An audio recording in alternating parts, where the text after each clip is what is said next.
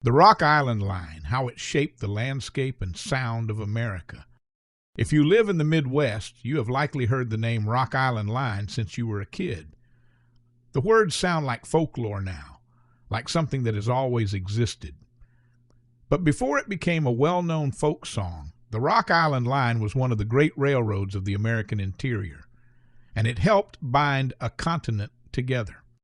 The Rock Island Line was the popular name for the Chicago, Rock Island, and Pacific Railroad, a system founded in 1851 that grew outward from Chicago and crossed the Mississippi River at Rock Island.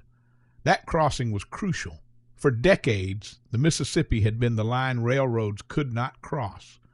Trains stopped at the water's edge and commerce reverted back to boats. When rail traffic finally crossed the river here in 1857, Rock Island became the gateway between Eastern industry and the expanding West. From that crossing, the railroad spread in every direction. Its main line ran from Chicago through Rock Island, across Iowa, down into Kansas, and west toward Colorado. Branch lines reached into Nebraska, Missouri, Oklahoma, New Mexico, Texas, and Tennessee. By the early 20th century, the Rock Island Line operated more than 7,000 miles of track, stitching together prairie towns, river cities, mining regions, and agricultural centers into a single continental system. The railroad sustained these places. Grain elevators rose alongside its tracks. Stockyards clustered near its depots. Factories were built where Rock Island freight cars could be loaded and unloaded. In hundreds of towns, the sound of Rock Island trains marked the rhythm of daily life. Arrivals and departures, shifts changing, mail delivered, news carried in. The railroad reached its height in the 1920s, with 1929 often cited as its peak. At that moment, more than 50,000 people worked for the Rock Island Line. Engineers and conductors, track crews and telegraph operators, shop workers, dispatchers, clerks, and maintenance crews. Entire families depended on the railroad for their livelihood, and entire communities were built around its yards and roundhouses. In Rock Island itself, the railroad shaped the city's economy and identity for generations. Before highways and airlines, railroads were how Americans traveled. The Rock Island Line carried millions of passengers every year. Farmers heading to market, soldiers traveling to training camps and war, salesmen crossing several states in a single journey, families moving west in search of land and opportunity. Named passenger trains promised speed and comfort, with dining cars, sleepers, and scheduled service that connected the Midwest to the plains and beyond. For many riders, a Rock Island train was their first experience of realizing just how large the country was and how quickly it could now be crossed. Yet the railroad's greatest fame did not come from its schedules or its stations. It came from a song.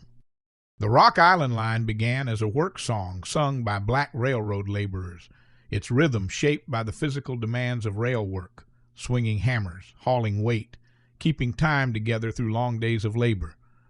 The song traveled the way railroads did, carried from place to place and reshaped with each telling, until it was recorded in the 1930s by Lead Belly, who gave it lasting form.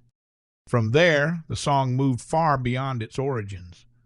Woody Guthrie recorded his own versions, treating it as part of the shared folk tradition rather than a fixed composition, something meant to be sung, altered, and passed along. In the 1950s, Lonnie Donegan recorded a version that became a major hit in Britain, helping spark the skiffle movement, a grassroots music boom that shaped a generation of young musicians, including the future members of the Beatles. Later recordings by artists like Johnny Cash folded it into the broader American folk and country tradition. But railroads, like rivers, are shaped by forces beyond their control. And just as the Mississippi once defined American commerce before yielding to rail, the railroads themselves would one day be overtaken. After World War II, the world that had built the Rock Island Line began to dismantle it. Highways redirected freight to trucks. Airlines pulled passengers from trains. Maintenance costs rose while profits declined. The Rock Island struggled for decades, deferring repairs and fighting to remain solvent. In 1980, the Chicago, Rock Island, and Pacific Railroad shut down. One of the great railroads of the American heartland went silent. Tracks were pulled up or sold. Depots closed. Towns that had grown around the railroad found themselves without the artery that had once sustained them. But the Rock Island Line never fully disappeared. Its routes still shaped roads and city layouts. Former rail corridors became highways, bike trails, and freight lines under different names. Its bridges still cross rivers large and small, and the song still echoes across the American landscape, long after the trains themselves are gone. What began as a bridge crossing the Mississippi at Rock Island became a force that moved people, goods, and ideas across half a continent. The Rock Island Line no longer runs, but its imprint remains, embedded in the Midwest towns, its landscapes, and its memory.